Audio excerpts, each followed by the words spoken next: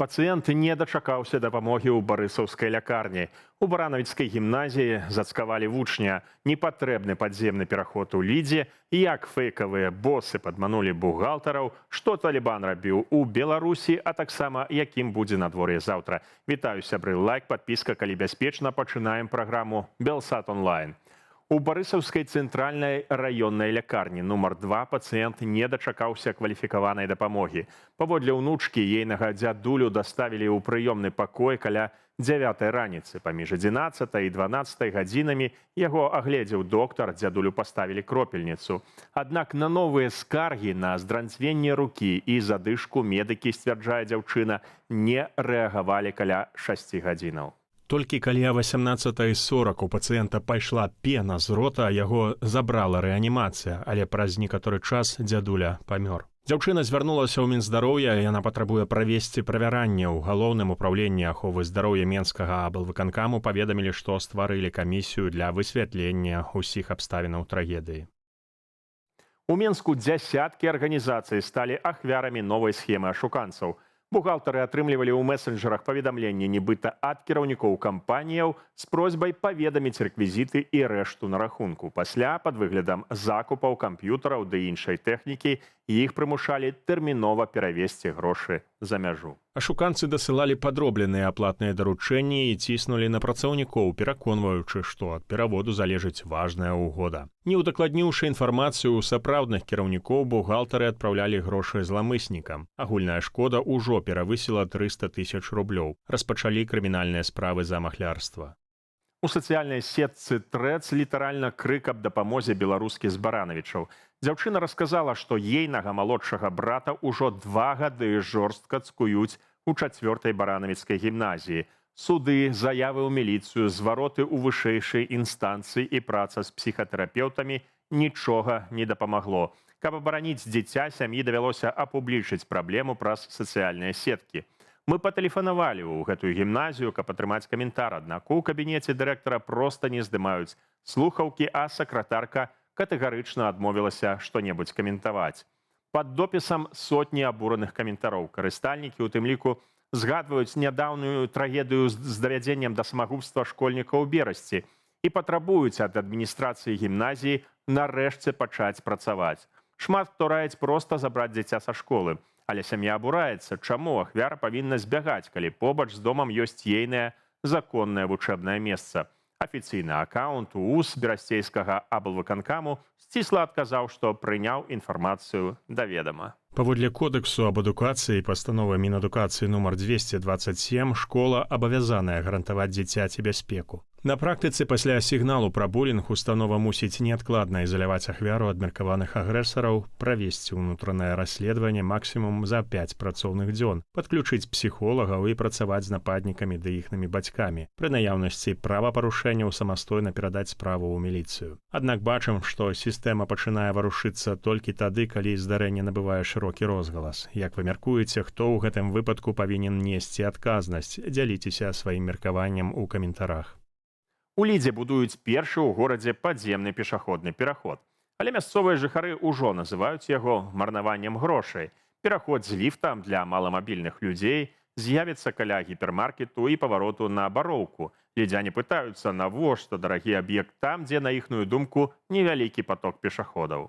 Жыхары гораду таксама хвалююцца, ці не будзе падземны пераход затапляцца пасля дажджоў. Узгадваюць і пра дачнікаў, якія ездзяць тут на роварах і будуць вымушаныя спускацца пад зямлю. Мясцовыя прапаноўваюць зрабіць замест падземнага пераходу звычайны рэгуляваны пераход з кнопкаю. Цяперашні аб'ект будуюць у межах рэканструкцыі аб'язной дарогі. Яе пашыраць да 4 палосаў. Кошт цяперашняга этапу 42 мільёны рублёў. Завяршыць работы плануюць у кастрычніку 2027 года. Амерыканскі плацежны сервіс Payoneer анансаваў закрыццё рахункаў карыстальнікаў з Беларусі з 11 верасня. Сродкі просяць вывесці да 10 верасня, а лепш раней, бо пераводы патрабуюць часу на апрацоўванне.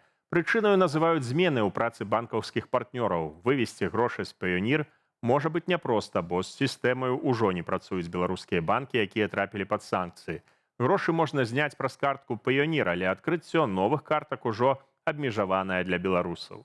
Шэраг партнёраў сервісу ўжо прыбраў Беларусь са спісу краінаў, куды можна вывесці грошы. Але яшчэ можна выводзіць сродкі праз сістэму пераводаў Фіндо, якая бярэ камісію да 10%, але абяцае перавесці грошы за 1-2 працоўныя дні. На форумах беларусы прапануюць адно аднаму выводзіць грошы ў крыптавалюты. У сваю чаргу Паёнір прапануе паказаць банкаўскі рахунак за межамі Беларусі, калі такі ёсць, і абнавіць рэквізіты, каб надалей карыстацца сервісам.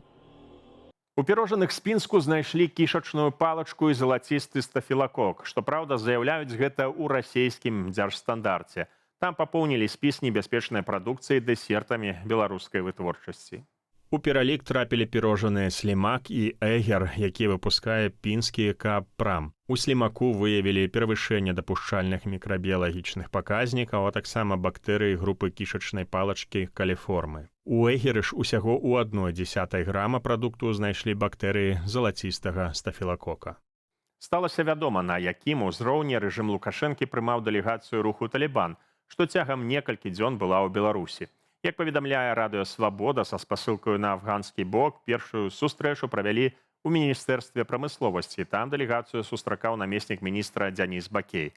Талібы таксама наведалі МТЗ і «Белаз», дзе ім паказалі вытворчасць трактароў і цяжкай тэхнікі. Акрамя таго, дэлегацыя пабывала на прадпрыемствах харчовай і біятэхналагічнай галіна, у тым ліку, як мы ўжо паведамлялі раней, на слуцкім сыраробным камбінаце. Паводле афганскага міністэрства сельскай гаспадаркі, бакі абмяркоўвалі пастаўкі беларускай тэхнікі, стварэння супольных вытворчасцяў у Афганістане і прыцягнення беларускіх інвестыцыяў. Дэлегацыя з 13 чалавек на чале з міністрам сельскай гаспадаркі Афганістану Атаулем Умары прыбыла ў Беларусь 18 жніўня. Пры гэтым афіцыйны Менск падчас усяго візіту дэлегацыі практычна не паведамляў пра сустрэчы.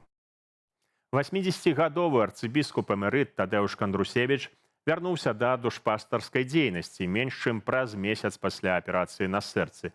Напярэдадні ён наведаў касцёл у Ракаве, дзе адзначалі 30-годдзе парафіяльнага хору і нават далучыўся да спеваў. Тадэуша Кандрусевіча шпіталізавалі 22 ліпеня пасля ўдзелу ў фэсце ў Гудагаі. Тады, дзякуючы аперацыі на сэрцы, лекары ўратавалі яго ад новага інфаркту. Апошнія гады святар перанёс некалькі цяжкіх захворванняў і аперацыяў. Ён у тым ліку змагаецца з анкалагічнай хваробаю. Тым не менш, арцыбіскуп эмерыт працягвае актыўную пастарскую дзейнасць і кажа, што будзе служыць столькі, колькі дазволіць Бог.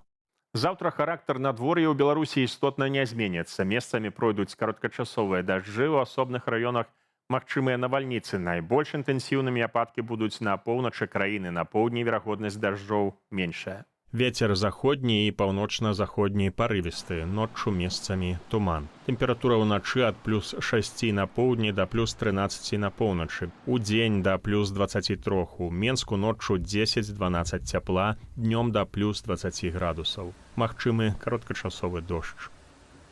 Палітык Мікалай Статкевіч павіншаваў Украіну і украінцаў з Днём незалежнасці. Экс-палітвязень напісаў, што мужнасць і стойкасць украінскага народу ў абароне сваёй краіны выклікаюць павагу і захапленне ўсяго свету. Спадар Мікола папрасіў прабачэння за тое, што ў 2022 годзе Беларусь была выкарыстана Расіяй як плацдарм для спробы захапіць Кіеў. Паводле яго, знясіленая рэпрэсіямі, зняволеннямі і вымушаная іміграцыя беларускае грамадства не здолела гэтаму перашкодзіць. «Даруйце, сябры», напісаў палітык. Ён пажадаў украінцам выстаяць і захаваць сваю цудоўную краіну дзеля сябе і дзеля ўсіх народаў, якія прагнуць волі. «Гадамі у бетонным турэмным мяшку я прасіў Бога, каб вы выстаялі. Маё сэрца з вамі. Трымайцеся, друзі», дадаў спадар Мікола. Павіншавала ўкраіну таксама кіраўніца аб'яднанага пераходнага кабінету Святлана Ціханаўская. У сваім звароце яна адзначыла, што за незалежнасць Украіна штодня плаціць вялікую цану, але працягвае жыць, працаваць, будаваць будучыню і паказвае прыклад мужнасці ўсяму свету. Перамога ж Украіны важная і для беларусаў, бо лёсы двух народаў звязаныя. Дэмакратычная лідарка падкрэсліла, што беларусы падтрымліваюць Украіну, у тым ліку ваююць за яе. Святлана Ціханаўская пажадала украінцам перамогі, вяртання палонных і выкрадзеных дзяцей, а таксама таго, каб наступныя дні незалежнасці яны святкавалі пад мірным небам. Сёння ў межах спецыяльнага этапу абмену Украіна вярнула з палону 10 вайскоўцаў ЗСУ і нацыянальнай гвардыі, якія абаранялі краіну на данецкім кірунку і лічыліся зніклымі без вестак. Абмен прайшоў на беларускай тэрыторыі. Ведаю, што Белсат глядзяць таксама ўкраінцы. Дарагія сябры, друзі, далучаюся да віншаванняў з днём незалежнасці. Вы сапраўдны прыклад трываласці, моцы духу, вынаходлівасці, шчыт і надзея свабоднага свету. Нават не гледзячы на тое, што не ўсе ў гэтым свабодным свеце дадзены факт усведамляюць. Зычу перамогі, каб вашыя дзеткі як найхутчэй перасталі ўздрыгваць ад паветраных трывогаў, раслі ў вольнай і бяспечнай краіне. Дякую. Слава Украіне!